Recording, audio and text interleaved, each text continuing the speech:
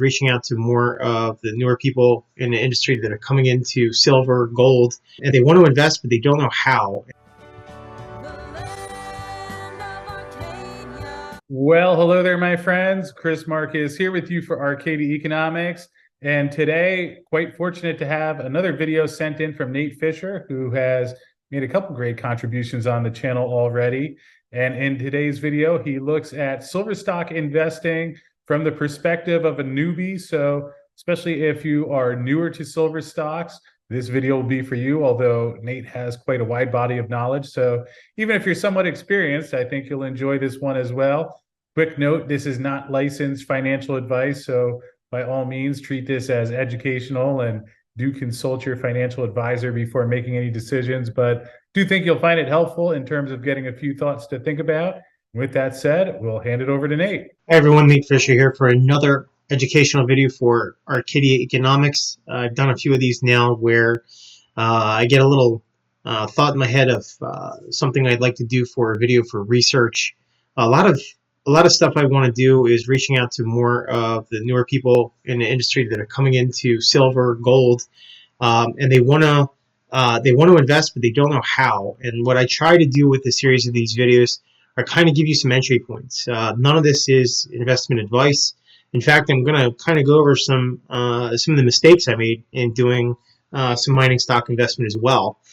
I am not a portfolio manager or money manager by trade. I work as an IT manager by trade. So what I wanted to do today was to kind of go over an overview of, if you're brand new, how you would invest in mining stocks. What kind of things are you looking for?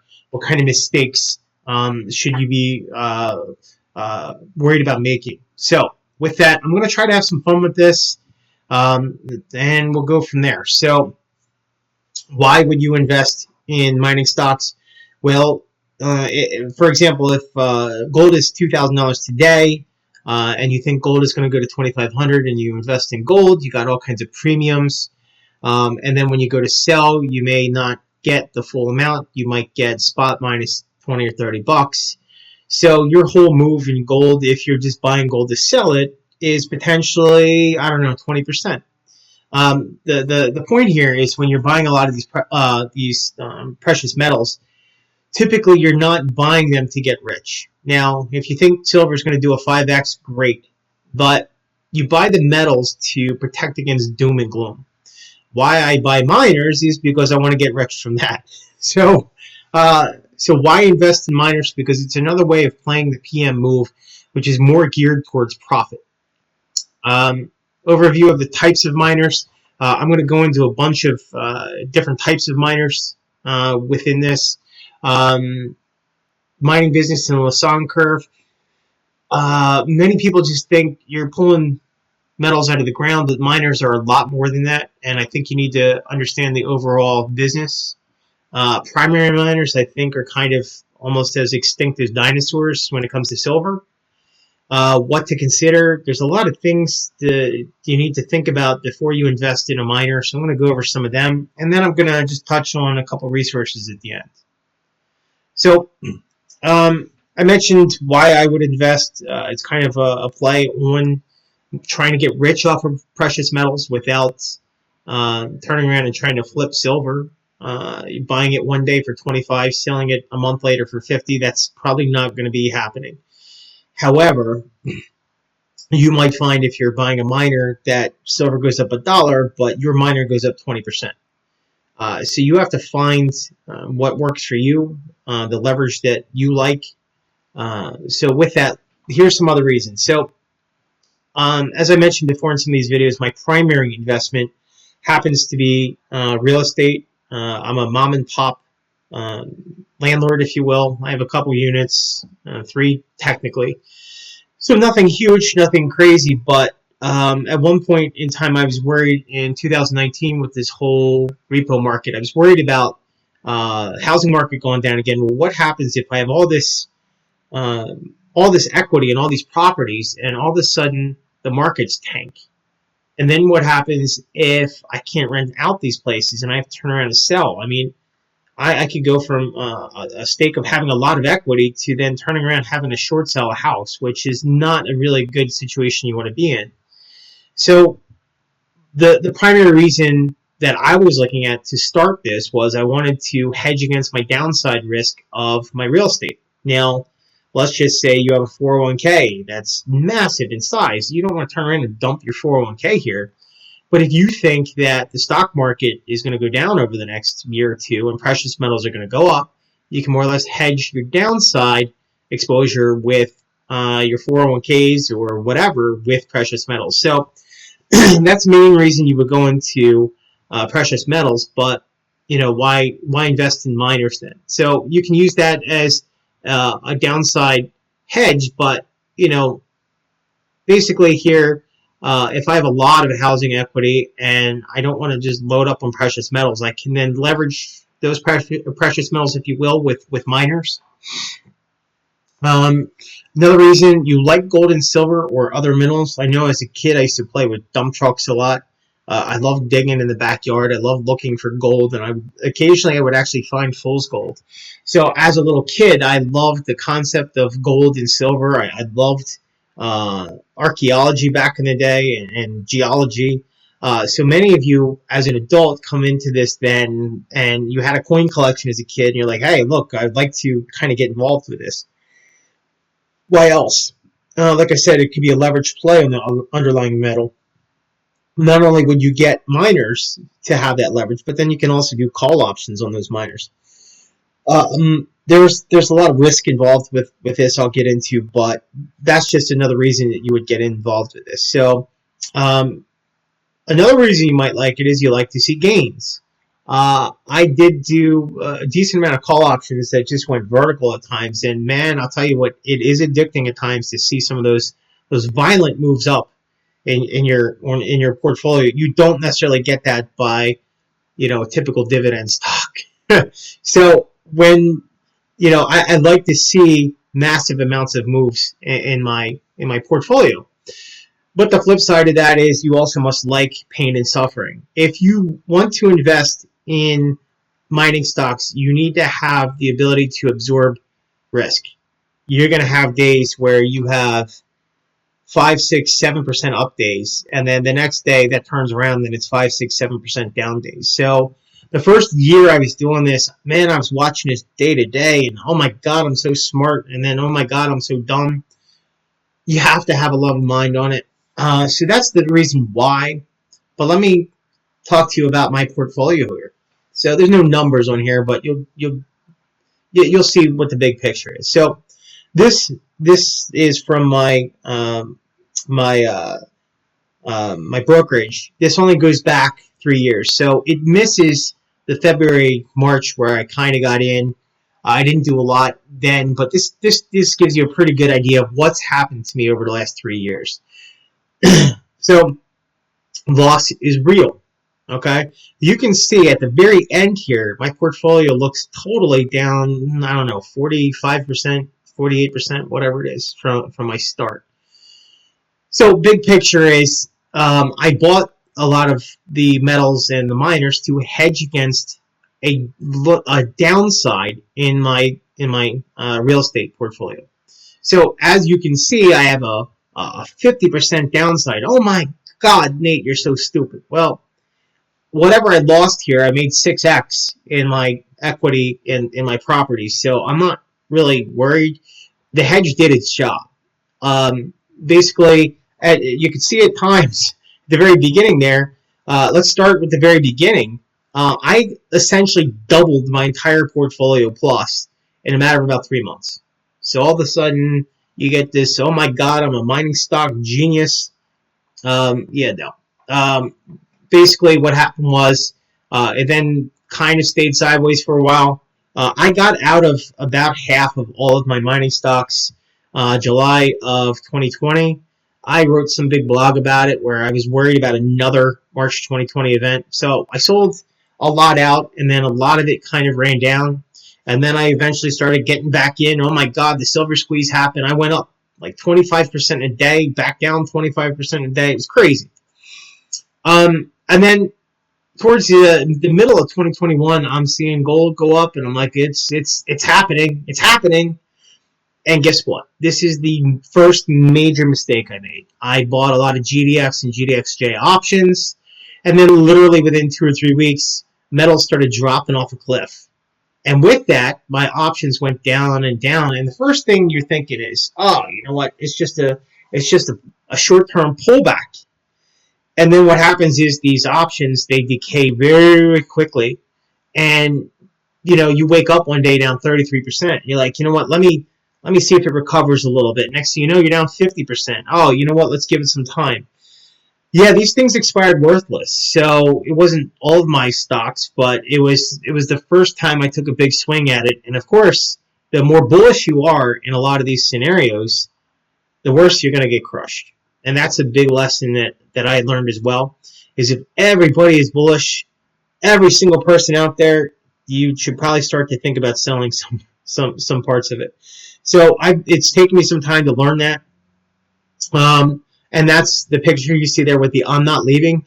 I love that. Was it the Jordan meme that's out there? And then furthermore, down there with my portfolio, I bought a lot of my long-term stocks I hold now. I bought them close to the end of 2021. Now, the idea here then was I was like, okay, I'm kind of done with options. I'm just going to buy a bunch of stuff I'm going to hold for a while. And then, of course, November, December 2021, the mining stocks dropped off a cliff then, and they went down further and further. Okay, March 2022 happens, Ukraine invasion, gold's going up. Gold's going to go to 2,500. Yep, fell into the trap of buying some more options, guys. So that's when you can start to see all that stuff coming off a cliff, coming down. And you see the apocalypse now picture up there, the horror. That's kind of what my portfolio was September, about 6-7 months ago. Since then, it's pretty much doubled, went back up. But again, I put a lot of this in perspective. I put this up here. I am somewhat joking about a lot of this, but I'm trying to teach you that whoever out there, put up your portfolio. Let everyone see it. You're not going to get that a lot. You're going to get a lot of people that are like, I'm always right, I'm never wrong. But I'm putting this out there to show you that, when people are bullish, don't be buying options hand over fist. And likewise, have some perspective. You're going to have losses. The best mining stock pickers out there get some duds from time to time. And that happens. So what ultimately you're going to find with this is if metals are going down, you're going to be hard-pressed to find miners going up. So there is a correlation there. I'm not going to go too further into that, but I wanted to let you know that, I'm down, 50% of my portfolio, but I have a lot of long-term holds that I'm down on with a bunch of juniors that, they can double in a matter of a couple months. We saw that with March 2020 when things were bought down low. I mean, these prices went down below the March 2020 lows. So a lot of these things have been beaten up, and as soon as we feel a lot of big moves come back into the sector, my juniors are going to explode up. So I got a lot of perspective here. I'm not really worried about it. Okay, types of miners. Here's the fun thing. When I first started getting involved with mining stocks, I heard somewhere on the YouTubes, I heard of a pick. I looked at it, and it's been like 15 years since I really looked at financial statements with my MBA stuff. So I asked my buddy who was a former IRS agent. I was like, look, man, I haven't looked at books in forever. Can you look at this and tell me, if there's any red flags here? And he gets back to me. He's like, Nate, these guys don't make any money. In fact, they burn cash. What the hell are you doing trying to invest in them? So he was used to a lot of companies that, you're dealing with free cash flow. You put money in, invest them, and they get earnings. Well, you're going to find that there's a bunch of different types of miners. So I'll cover, let me go to the next slide and I'll come back to it. So with this Lassonde curve, this kind of goes through how you go from an idea of, a hole in the ground to actually producing metals. So at the very beginning, you have a guy standing over a hole that says, hey, I think there's metal in the ground here. And from that point on, you start to discover. You have to drill out. You have to understand what you have, and then if you make a discovery, you start to see that curve go up. Okay, and that's when you have a lot of people climbing on board. Oh my God, this is going to the moon. And then what happens is, at some point in time, that curve up the top, orphan period. So the discovery's been made, everybody's made a 5x, and now what happens is realization sets in that, oh my God, this could be another 5 years now of development. It could be environmental impact statements, it could be PEAs, PFSs, FSs, it could be all kinds of risks ahead. I just made a 5x. Let me take some profits off of here. And you're going to find a lot of times, you're going to see a lot of that happening. But as that's going on, you're going to be seeing that the company needs to now start doing things like those reports. It could cost millions of dollars. How are they paying for it? So throughout the course of a lot of this, there's a lot of share dilution. Maybe they sell a royalty. But what happens is with this, there's different periods, and then you could be 10, 15 years in before they're pulling metal out of the ground as a producer. So let's go back here. You see the explorers, and those are the people that, like, hey, you have green fields and you have brown fields. So brown fields that's where they found metal before. And most of the mines today, you'll say, you know what, it's less risky if I dig where there's been metal before, because now, wait a second, we can now extract much better. We can go deeper down. We have better technology than they had 50, 60 years ago. And metals cost a lot more than they did 50, 60 years ago. So maybe it's more economic. So the explorers that are going after the green fields, maybe they saw something from an airplane. Maybe somebody found some nuggets somewhere. So the explorers, you may have your early stage explorers. That was the line you had seen that was kind of flat, and that could go on for years. These people are digging holes, drilling, and they may not find any metal. But all throughout this course of time, they have no revenue coming in. So if you try looking at their financial statements, you're going to see nothing but expenditures going out. Well, how do they get money? How do they drill? And this is where they may, issue more shares. So you could have a lot of share dilution happening. But let's just say, for argument's sake, you diluted your company by half. You had 500 shares and you're going to issue 500 more. Now you have 1,000 shares. So you're diluted by half, but at the end of that drill season, you're hoping at the very least you have twice as more metals that you had found. So while you're diluting, you're also trying to get more value. So maybe if you're diluted by half, maybe you want 3 times the metals, so on and so forth. Developers, you get to some point in time where you're an explorer, and you're like, hey, look, I got all this metal here. I think we might want to build a mine here. Now you can't just turn around and build a mine, and that's what a lot of people don't understand. This is what took me 6 months to figure out when I was doing all this mining stock stuff. Was that once you have a resource, now many of these companies are geologists. They explore. They know about metal. They know about resource bodies and ores and metallurgy. They don't know how to build a mine. So you may now have them sell that to somebody else, or the CEO may step down and a different CEO may come in that's built mines before. And now you're looking at, a 3 to 5 to 7 year period of time where you're also still having no revenue. Now, some of these companies may have 4, 5, 6, 10 properties, and what they might want to sell some of their properties to fund more of their stuff. So the point is, during developing, you may have to issue more shares. You may sell royalties. You may then also take on debt. If you're building a mine, it can cost hundreds of millions of dollars. I've heard copper mines might cost $3-4 billion. So some of these mines, they're huge in size. I don't think many people have any idea how large the land area is on a lot of these mines. Developers also have to worry about, are there roads to get there? What about the electricity?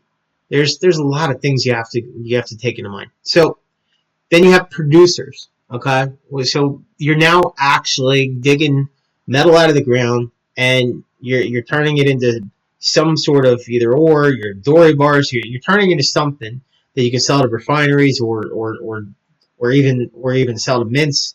They can make it for you. So your producers are actually now profitable. Maybe. So you may be in a situation where the actual cost to mine gold is $2,300, but the price of gold is $2,000. So just because you're getting in revenue doesn't necessarily mean you're profitable. So you try to cover a lot of this stuff in your feasibility statements and some of the de-risking that you have going into this. But producers then can be junior producers, mid-tier, large. There's different size producers, and they have different risks with them. I'll get into. Then you have the bankers. I'll just, Franco Nevada, Wheat and Precious Metals. There's a bunch of them right now that, if you just go into your local bank and say, hey, I want to build a gold mine, they're probably going to laugh at you. So what you have here now is you have special companies that will say, hey, look, I'll give you, $20 million, but you got to give me, some form of stream of the metals that when it come out of the ground, you're giving me, 2% of all the metals or whatever it is. So you get paid in metal. You don't get paid back in cash. You take that metal, and your hope is also the metal is much higher price down the road. So they can store these metals. They can turn around and sell them.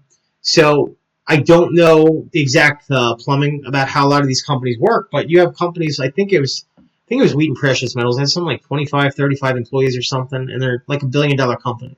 So it is a drastically interesting type of company to get involved with. The problem with it being is if you take a look at things like PE ratio to measure companies, a lot of these companies already factor in, future future metals prices that are going higher.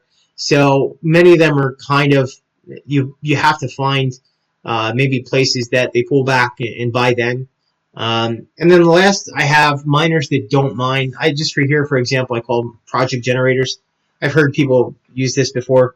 Maybe a miner is a geologist and they own 4, 5, 6 projects, and they do a little bit of work to different projects. They bought them when gold was down at $1,000 an ounce, 5, 7 years ago, whatever it was.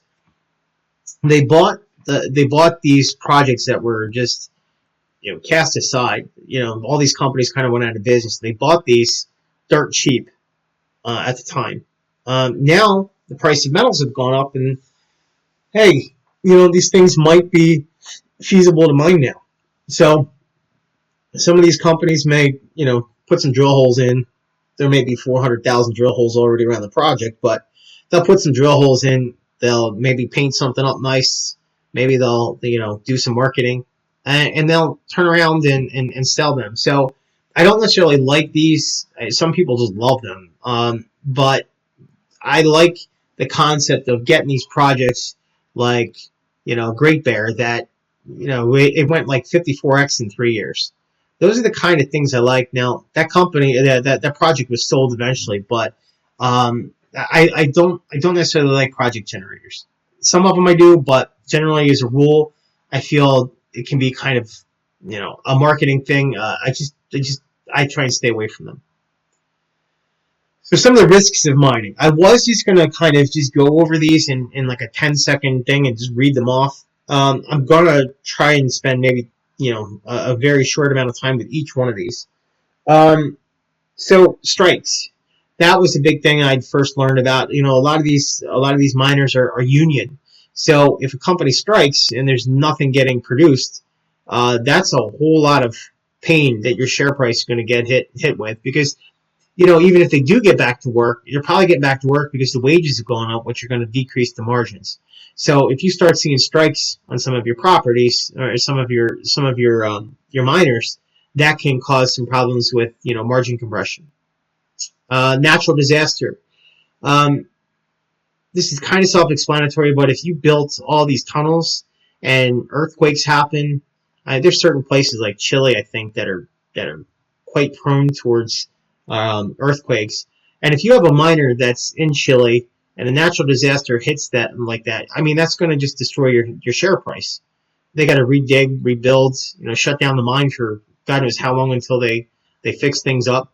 So that's another risk. Then you have theft. Think about it. You're a miner. You're out in the middle of nowhere, and you're mining golds, and you got these piles of gold in a vault. But maybe you're in a country that's a little shady. You got a couple guys that they got some guns and stuff, but they come with like 2 trucks of guys worth of guns, and they steal millions of dollars of your gold. Now, I'm sure you probably have some form of insurance, but this is a huge risk that people don't necessarily take into account with some of the bad jurisdictions out there. And just recently, we had heard about gold being stolen from a Canadian airport. Now, I don't know what the situation was with that, but you could think that it was possible Canadian miners were selling some of this to LBMA or the like. So maybe in transit it's stolen. Injury or loss of life. Same thing with strike above, where if you hear about an injury, they will shut down that mine for an undetermined amount of time to understand what happened. Safety is a key whenever you're working in any kind of manufacturing facility. I did a stint as security guard over the years at some of these companies, and safety is massively important. And when you're a miner and you're sending people, miles underground, you got to really, well, not miles, but thousands of feet down below, you really got to, take safety into account here. Underlying commodity tanks. Let's just say hey, oh my God, gold's going up, and you take all of your piggy bank money, you put it all in one miner, and then all of a sudden, gold goes down, 10% over the next week. That could potentially just absolutely destroy your miners. Dusters. Remember, I was talking about the explorers above. One of the risks you have is you pick an explorer that he dilutes the company. Um, he issues more shares for another season of drilling, and they come back with nothing but dusters. There's no metal or very low grade, and that can absolutely crush an explorer. Another thing most people don't realize is 1 in 3,000 projects actually becomes a mine. So you're going to hear about a lot of people hyping all these different projects. Oh my God, it's the greatest. It's high grade. It's perfect. And every one of these projects has warts with it. Every single one of them. Every single one of these. But they're in the job of selling you the upside to it. And I can't blame them because, they're in that business because they think they can turn it into a mine. So down the road, you may run into some dusters. You may run into some problems. Like think about, those guys who discovered Pebble Mine. I forget the company now, but the Pebble Mine, it was like something like 70 million or something like that. 70 million ounces of gold, some ridiculous amount of metals that were found there. And they ran into all kinds of problems because they couldn't get the environmental permit to go through because of salmon. Because of the fish in the runoff. So you had this massive home run of a project that everybody probably put ridiculous amounts of money in, and then that got shut down at the environmental permitting stage. So just because something has a lot of metal doesn't mean it's going to get greenlit. So you have to keep that in mind, that just because you think it's the greatest thing ever, you got to take a lot of things into mind. There was a mine that one of the mining stock guys had suggested to us. I really like this miner. I looked into it. I did my due diligence. 2 potential projects, but it was in California. And you have to look at the jurisdiction of the place you're in. That's another risk that you have up here. But what you have to worry about is like you could have, Wyoming and Utah and Nevada as really good jurisdictions, but California is terrible because you can't get anything permitted. Next thing, you got fraud, lying, deceit.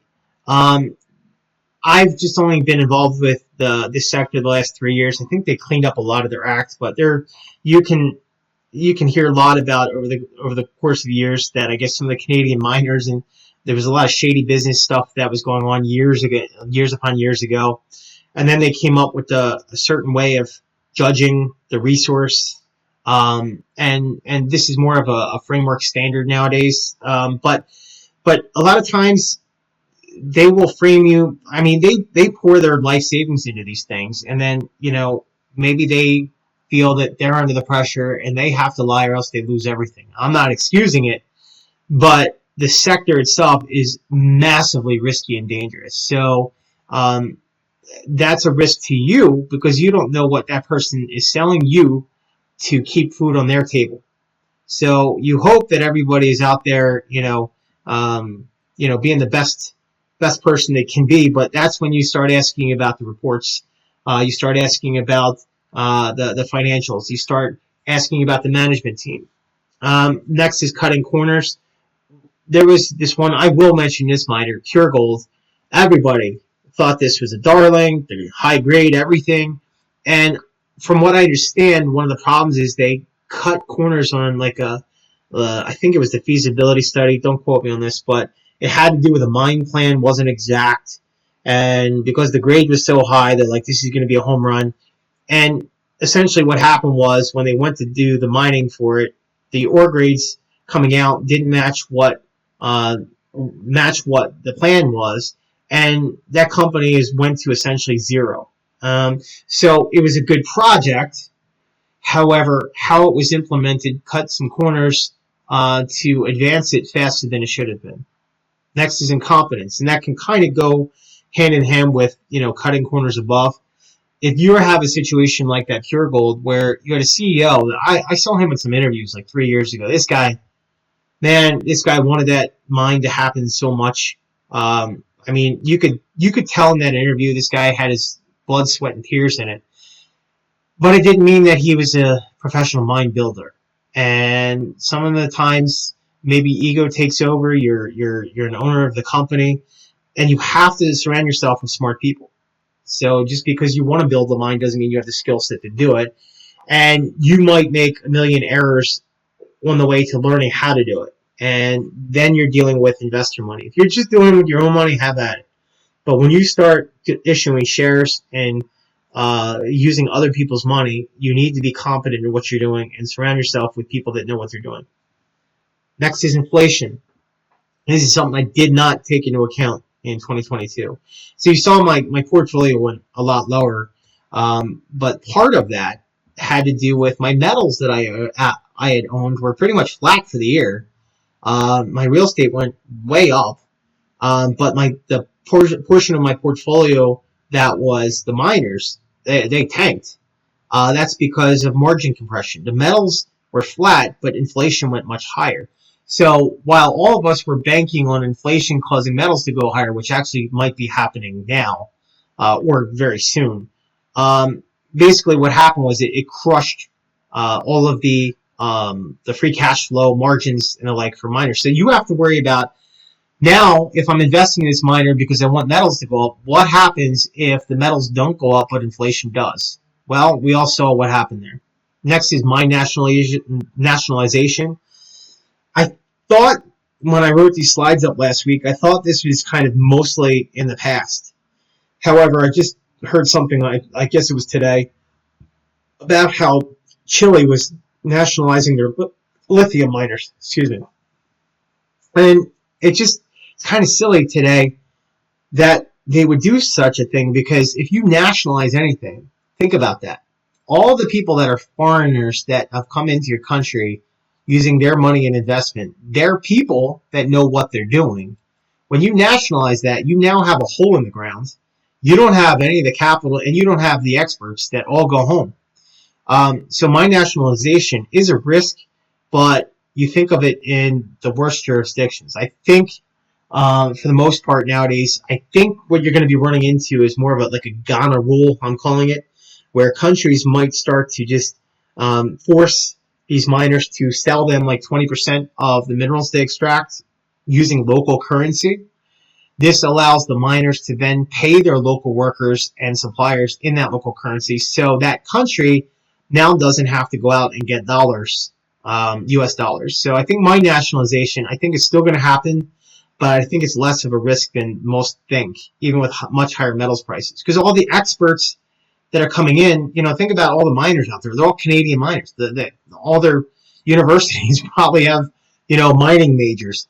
So all these people geographically go all over the world and dig and explore, and that's where the geology expertise is.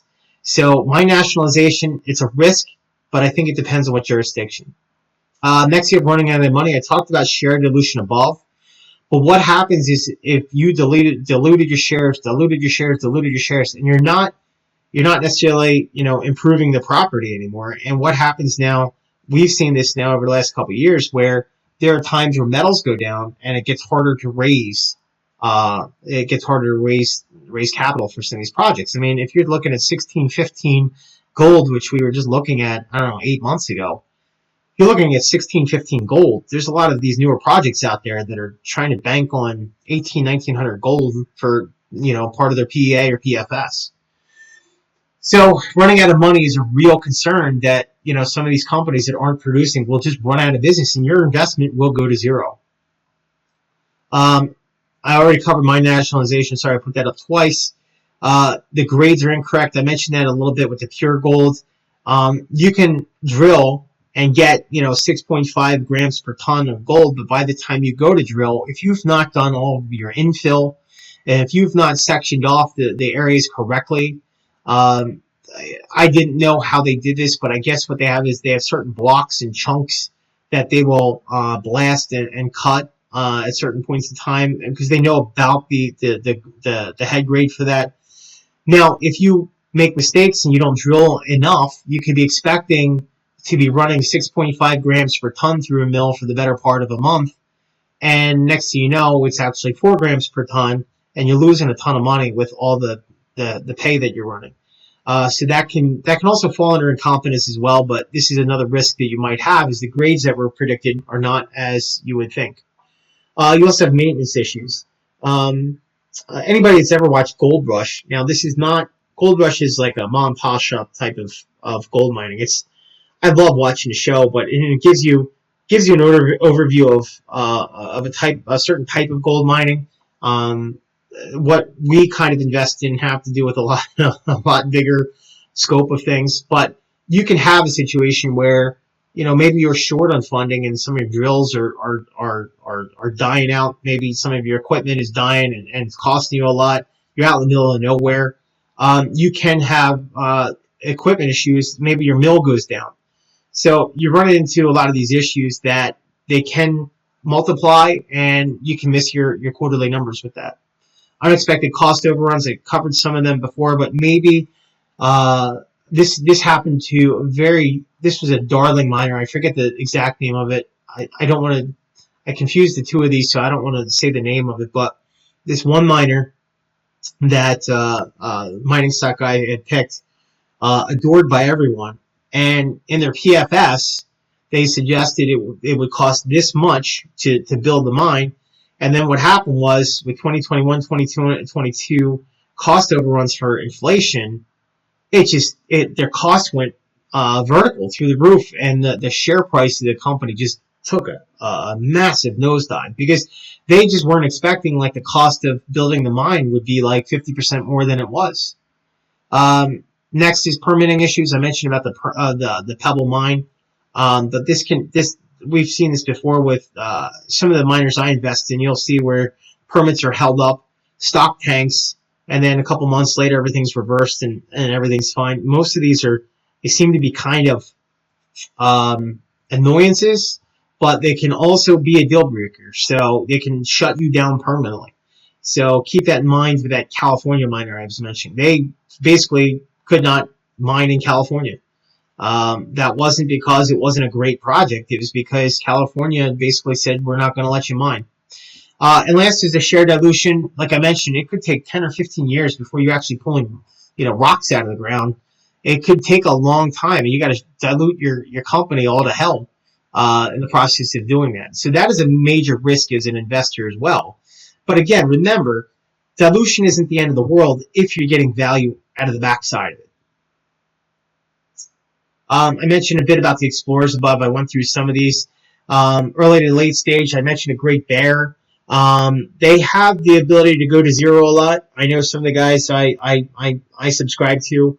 They might play these things like a 3 to 5x with an upside of 10x, but if it goes down half, get out. So you have a limited downside, but these are extremely high risk plays.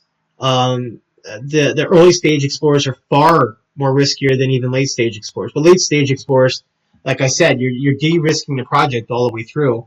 And I mean, it could be a situation where you do a preliminary economic assessment, and you're running into all kinds of problems there because you find that it's just not economical to mine. You could have 50 million ounces of gold, but if it's not economical or you can't extract the gold using the technology today that's cost effective, it's just a pile of gold in the ground you can't do anything with. Another thing with explorers, there's lots of years of drillings. This isn't like, hey, I like this guy, he's going to drill, and like next year he's going to dig a hole. It doesn't work like that. So I didn't understand this when I first got involved. I thought these explorers are like, hey, let's see if there's gold here, and then next year let's dig a hole. Oh God, no. So you have to also understand that explorers are trying to take what you can see the picture here, mineral resources, and turn it into ore reserves, and that's de-risking the project. So early stage of all this stuff is drilling. This is where you see, hey, look, we might have 5 million ounces here, but we got to keep digging because we got to understand what we're dealing with here, and we have to de-risk it before we make any kind of decision of whether or not we're going to mine it or not.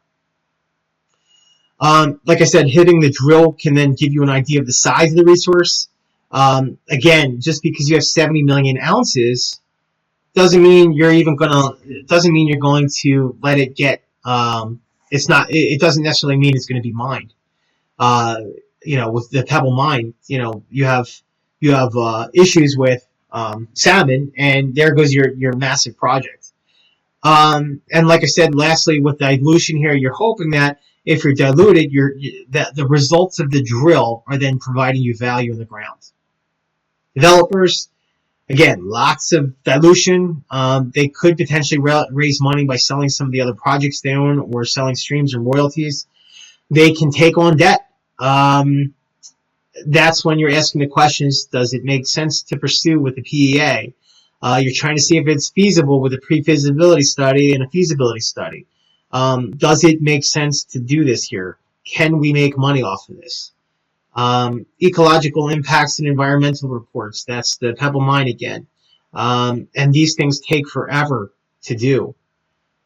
Then you have to think about, you found this place out in the middle of nowhere. This isn't like 2 miles outside of town. We're talking like 130 miles outside of town. And you may not have any roads anywhere near there. You may not have any power. So it may be up in the mountains. How do you get water? So just because you find a lot of metal doesn't mean the headaches are all gone. It means the headaches just started. It could cost millions or even billions to develop a project. So what you're finding today is a lot of the projects that are smaller in size may not get the attention that projects that are larger in size get, because if you're going to be spending $200 million to develop a mine, why wouldn't I just develop the one that's bigger? If the cost of development are relatively the same, give or take, you would much rather go with one that has more ounces in the ground. But likewise, Pebble Mine was also a little bit of a warning because it was too big. And you're now running into that issue with some of these mines where the cost to develop these things could be $1 billion. So they say, hey, you know what? Let's just develop a smaller portion of it. Let's use a lot of the free cash flow once we get going in the next 3 years instead of waiting 10 years. Let's get going in the next 3 years. Some of that free cash flow, we're going to then put back into the ground. We're going to then build our mine out larger as time goes on. But when they initially start this, they're now permitting for a mine that's a tenth the size of what it should be. And there's no guarantee down the road that they're going to allow the permit for a larger size mine to happen. So that's what they did with Pebble Mine. They scaled that back to, I think it was something like 10% of what size it was supposed to be. And that wasn't even approved. So there was no guarantee that even if that was approved, there was no guarantee that they could have built that out over the next 20 or 30 years to the size it should have been. And then likewise, at there, it culminates into a point where it's called a construction decision. So a lot of people stay out of developers because of a lot of dilution that happens. So generally speaking, all of this culminates with this construction decision where they say, yes, we're going to build. And then at that point, you have a lot of people in the world like Jeff Clark's to say, hey, this is the time where now you invest. And that was part of that, the Lassonde curve above, which showed at the very bottom where the decision to mine then happened. Then all the sudden people start pouring in because now there's 12 to 18 months out they're going to be pouring gold. So all this dilution had happened. Now you're going to get value in it. Next is the producers. Like I mentioned, there's different sizes of producers. The good part here is you finally get to make money. You also have here the first pour and the ramping up production, like I just mentioned about. But that first pour doesn't mean the next week that they're at full speed ahead. They got to tune all of their equipment. They got to staff up. They got to make sure everything's working properly, and they gradually bring it up to full speed. Some of these producers out there will hedge production. Many of the silver primaries that are on Arcadia, they don't do that. But for argument's sake, maybe you're talking about a massive base metal company. And, whether or not silver is $25 or $23, they don't really care.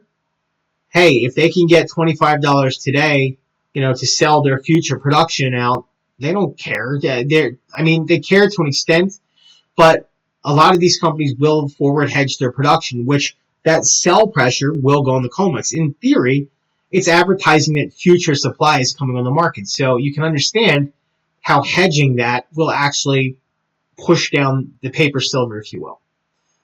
You have your junior, mid-tier, senior. The one thing I don't like about mining, which this took me a while to figure out. So note to yourself out there, you have a junior miner, which you just poured all your money into. Then the metals took a bit of a breather. The junior miner has now gone down 50%. And you're like, okay, metals are about to turn up. And you're sitting there thinking to yourself, hey, this guy I just invested in, I watched it go down 50%. I could see a 10x coming up. You might be right. But that company that just went down half, it's also quite possible they're in some financial problems. And then they end up selling the company for 35% over premium. So you just lost 50%, and then at your 50% valuation, you get 35% premium of your stocks.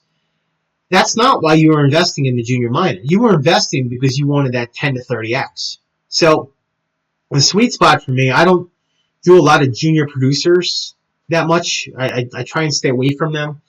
My sweet spot for me, I do like the mid-tiers because you can have some of that upside of the juniors.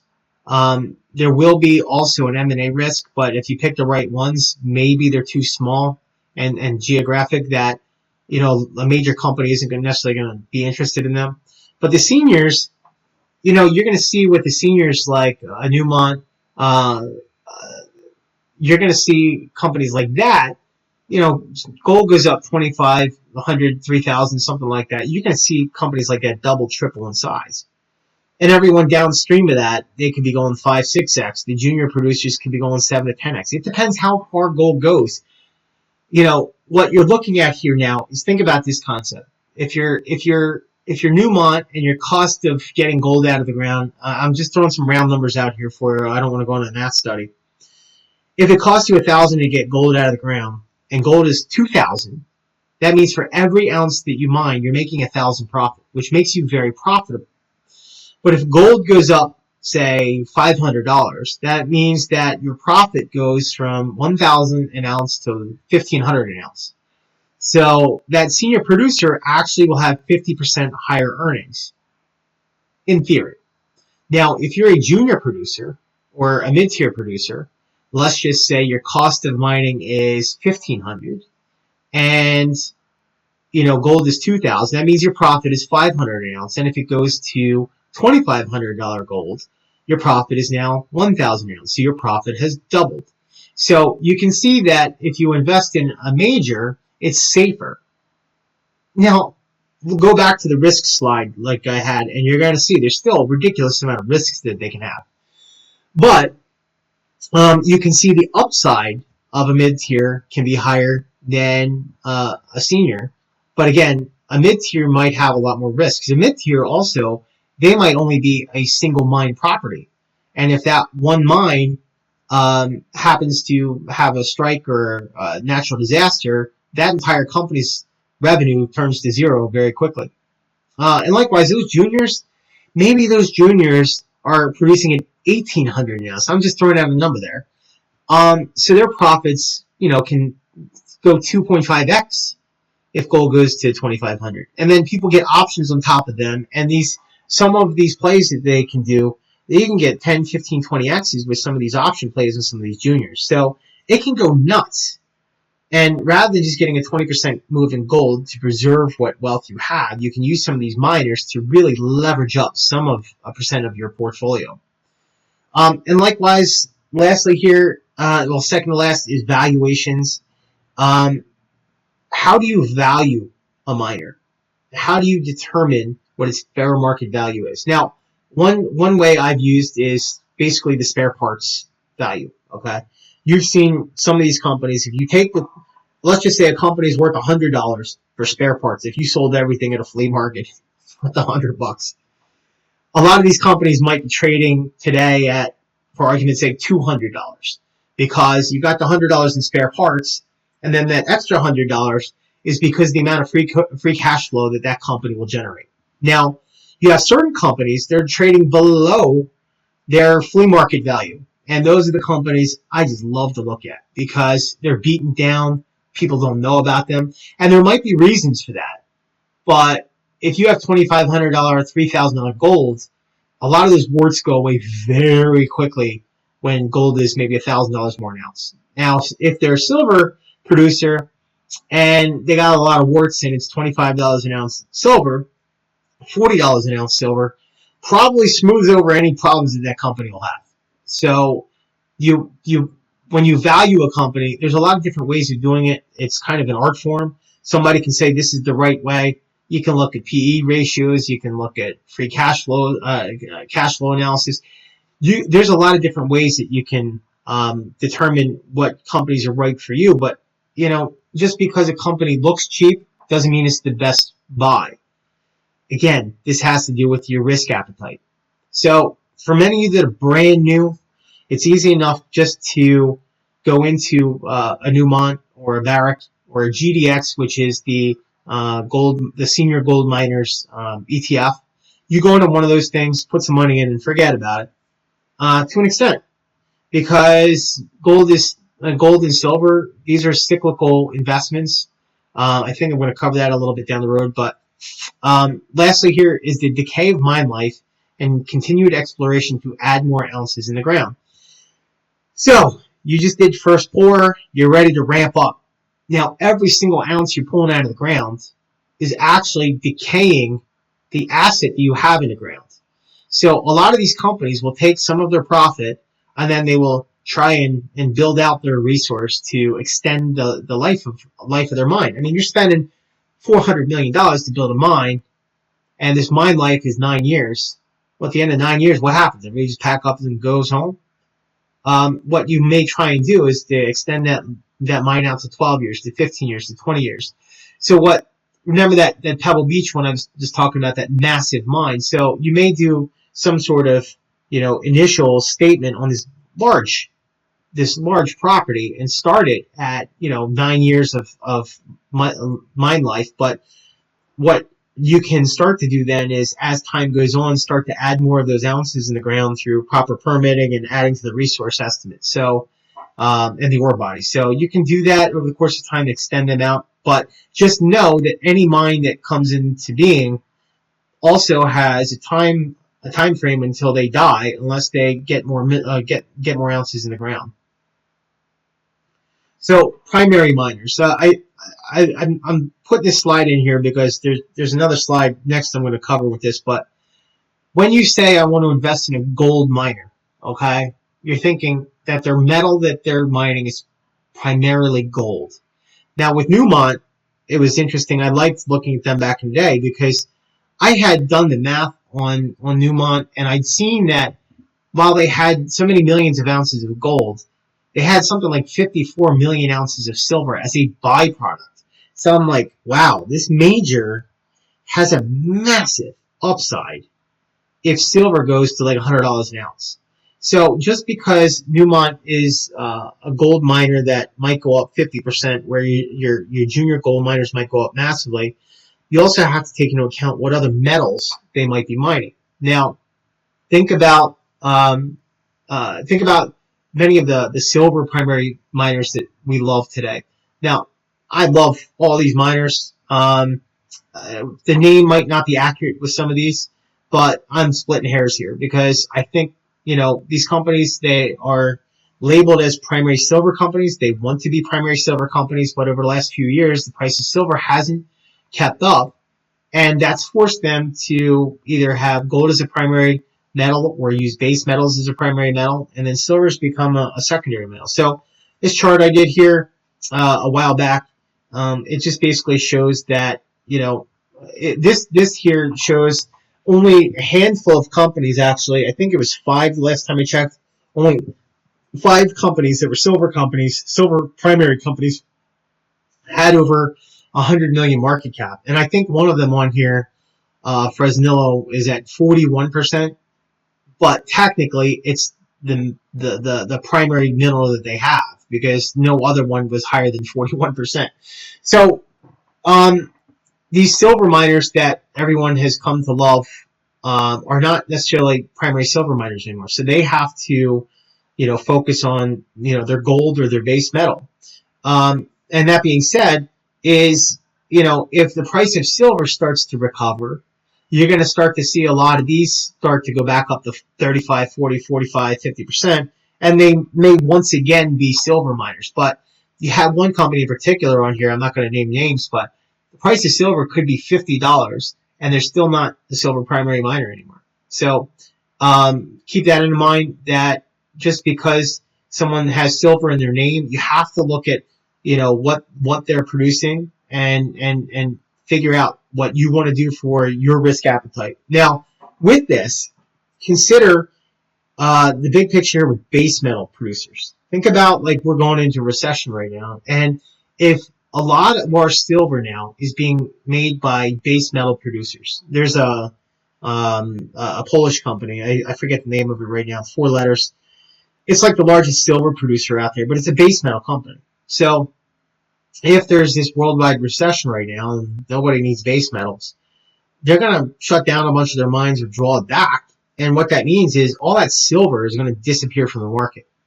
And when that silver disappears from the market, it's going to just go parabolic with the price of silver, because we're already at 237 million ounce deficits for silver. So, if you pick a silver primary on here, you're probably not going to go wrong to an extent. The one caveat on here, I put Impact Silver on here because I own that, but that is a very small company, so that's not in the same size as the rest of them. I just did that to show the percent of silver that it has. So just be careful that, not be careful, but with base metal, may have a problem with recession coming up. That may be an opportunity for silver primary miners. So some of the items to consider: what metal do you want to mine? Do you want gold, copper, silver, uranium? You can have some of these projects now that were originally silver projects but are now lithium. Price of lithium went up so much that all of a sudden they had this upside of lithium. And with that, what metal? You also have to understand there are life cycles with this. So commodities life cycles. So right now we're in a situation where base metals may be going down for quite some time, but precious metals might be going up. So maybe 3, 4, 5, 8 years from now, precious metals hit their peak of 4,000 or 5,000. Not investment advice. But it hits that peak and then all of a sudden starts to decline. What does it come back down to? Maybe 2,500 is the base it comes down to in 2035. I don't know. But if you just hold the GDX for 40 years, you're going to be riding these cycles up and all the way back down. So it doesn't mean you have to day trade, but it means you have to understand that your investment is cyclical. Jurisdiction. Years ago, you could say that certain countries were risky jurisdictions, but you can then now say that California is up there as well. Just, you think of the United States as safe. Well, it's not necessarily mining friendly. Certain countries like Mexico that were much more friendly to mining, now all of a sudden there's risks of permitting problems there with environmental issues with their presidency and their cabinet. So Chile has issues. Peru had, like, a lot of these countries have issues. And then you look at like a continent like Africa, and I saw some great talk on this. I forget who it was, but if you look at Africa and you think of Africa as a jurisdiction, you're really missing out on a lot, because um, certain countries in Africa, like one of those up there on the slideshow was Aya Gold and Silver, which is in Morocco in West Africa. And 5 years ago, I couldn't have picked Morocco out on the map, and I did my due diligence on it. And this is not investment advice or anything, but I looked at it and I'm like, wow, like they're just now kind of opening up for business for everyone. They've been closed, so they're looking for foreign investment into mining, and everything seems safe and it seems friendly to mining. And when you start to find jurisdictions like that are much more friendly, it starts to attract investment. So there's a lot of decent West African um, areas right now that I'm looking at. Some are much safer than others, and a lot of times when you think of African jurisdictions, you think of coup d'etats. And that's very sad for that region because it is a reality. But there are pockets in there that are much better than others. So there are opportunities, and hopefully, if you're in a more risky jurisdiction, you're compensated for that risk. You might see, um, you know, PFSs or PEAs these days with a 5% discount for a jurisdiction like Mexico, and you're like, wait a second, that risk might be a lot higher than that nowadays. So, you know, different jurisdictions have different risks, and with that, you should be compensated for more risky jurisdictions. Then another consideration is management team. Have they done it before? So I'm going to give you a little secret here, is that the secret to a lot of mining stock investment is listening to a lot of people that know what they're talking about. They're not going to get everything right, but I subscribe to a bunch of these. I canceled my subscriptions recently because we had like two years of metals going down. It doesn't matter how much of a guru you are. If these metal prices are going down, down, down, all of these miners are going down, down, down. And I feel bad for a lot of these mining stock guys because they got to know when the price of metals are going down, it's going to hit them a bit. I'm going to talk about one in particular at the end here for resources. But as far as the management teams, I don't know who these people are. I mean, I've seen their names around a lot now, but I can't sit there and tell you, hey, that Lundin is the greatest guy ever. I don't know. I know that family has a good name, but short of a handful of names that are very popular, I couldn't tell you who led Barrick to success 5 years ago. I couldn't tell you. So you have to rely on these guys that have been doing this for 10, 20 years. They know all the players. They know the guys that are shamming you. They know the guys that ran a project into the ground and recycled themselves 3 years later in a different company. You can get some inside notes on some of that stuff and avoid those companies.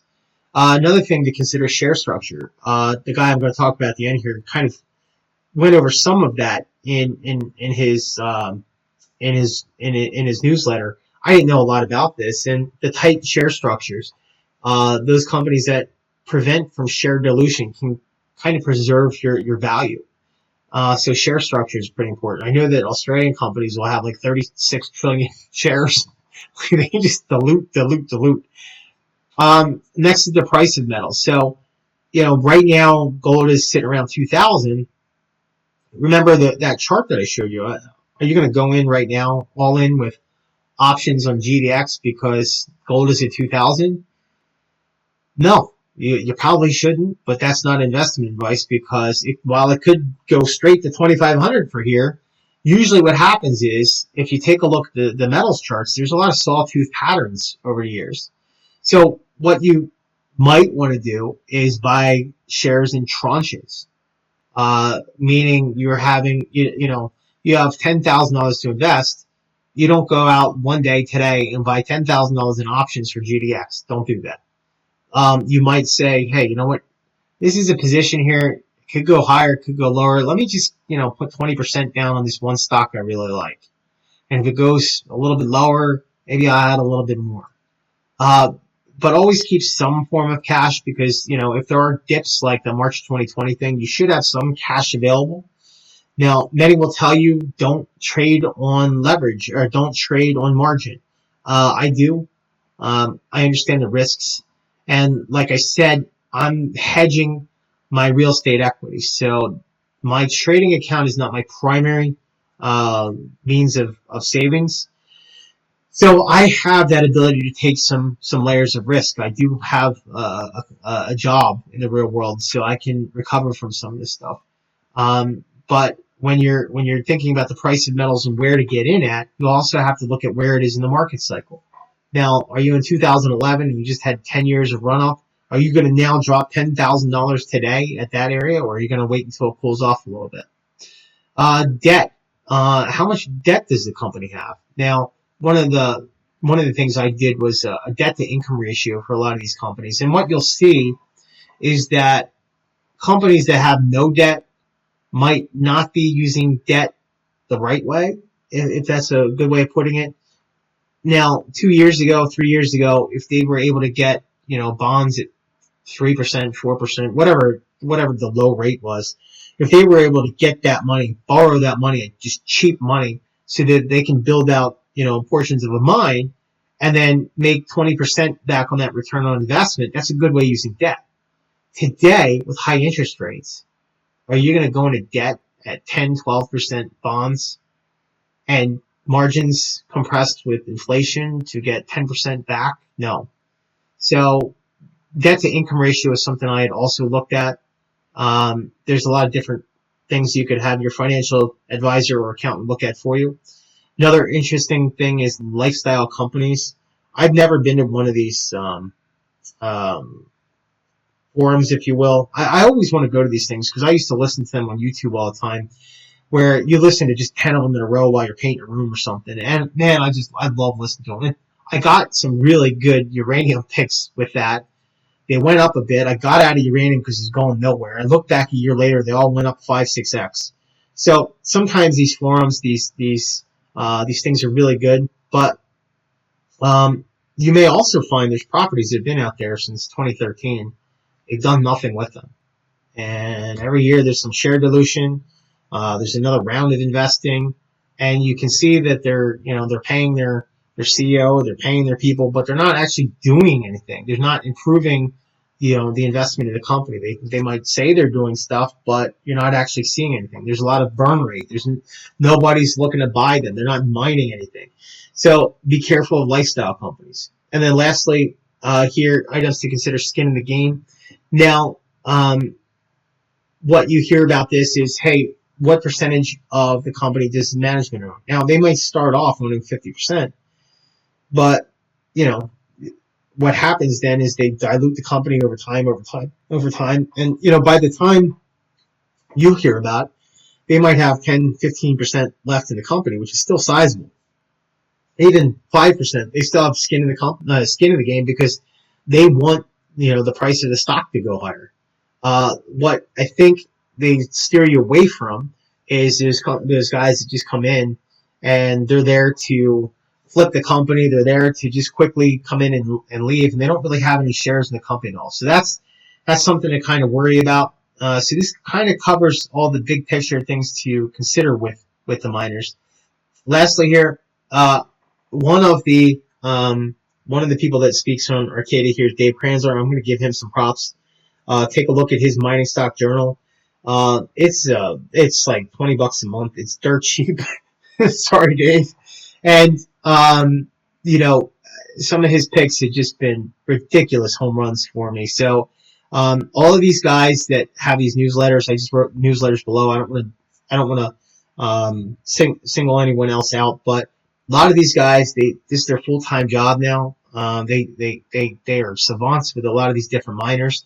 So a lot of times what I would do is I I would subscribe to, I don't know, 4 or 5, 6 of these guys. And if 3 or 4 of them all had the same pick, gave me a lot of confidence. Now, maybe the big move has already been made because 3 or 4 of these guys were now advocating for them, but it gave me more confidence to put a bigger chunk of investment for it. So it may not have been a massive return because it had already been known then, but there's a lot of resources out there with newsletters that these guys also pick up the phone. They call the mining CEOs.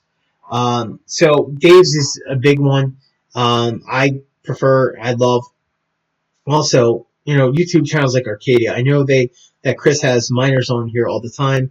Um, I've invested in a lot of them already, and then when they come on, this is great because I get to learn about my investments. So tune into shows like this to try and learn a lot more about it. And with that, I think that's about it. Until next time, thanks a lot.